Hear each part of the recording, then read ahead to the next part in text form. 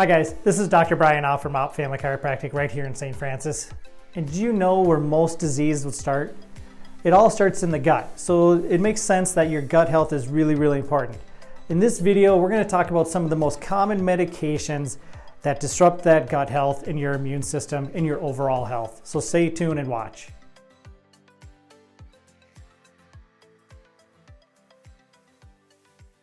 Some of the most common medications that are prescribed on a regular basis to people that go into the doctor just wreak havoc on your gut. A lot of people will experience some of the after effects of taking a medication, often things like antibiotics. You get issues in your gut, you get diarrhea, constipation, things like that. But some of the more other common drugs that aren't so as well known, number one, birth control pills. What this does, yeast overgrowth. It causes an overabundance of candida. So you go on an antibiotic because you're on a cold and all of a sudden you get a yeast infection after that. Boom, there you go. There's the reason why a lot of times, because you're feeding that yeast infection. Next, steroids. So whether you're popping it, getting it injected, however you're taking it, right?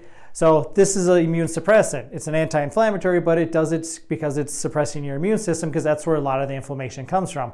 And where's your immune system located? 70% of it's in your gut, so it's gonna impact the gut. Next, acid reflux medication. It's like the number one selling medication out there, right? Next to cholesterol. So you decrease stomach acid, you increase the risk of things like small intestinal bacterial overgrowth and just general infections, right? Things that should get into your stomach should die there, shouldn't get past it because the pH is so low. You take an acid reducing drug, boom, now you got an infection, okay? So that will wreak havoc on your gut.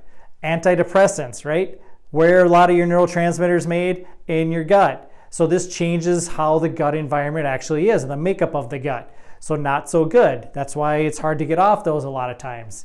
What does somebody take on a regular basis for pain and inflammation? What do they reach for? They reach for ibuprofen. So any of those NSAIDs, those non-steroidal anti-inflammatory drugs, basically creates a leaky gut situation and eliminates the barrier in your gut. So that's really, really bad. Next, metformin. Metformin is used for diabetes. Not really good for your gut. Well, diabetes really isn't either, of course. So if you're taking a drug to really help with that, really not very helpful if you're flooding the system with a bunch of insulin. Next, blood pressure medication. Another big thing, especially like ACE inhibitors. Those are really, really bad. And lastly, we want to look at what the heck do we need to do about all this, right?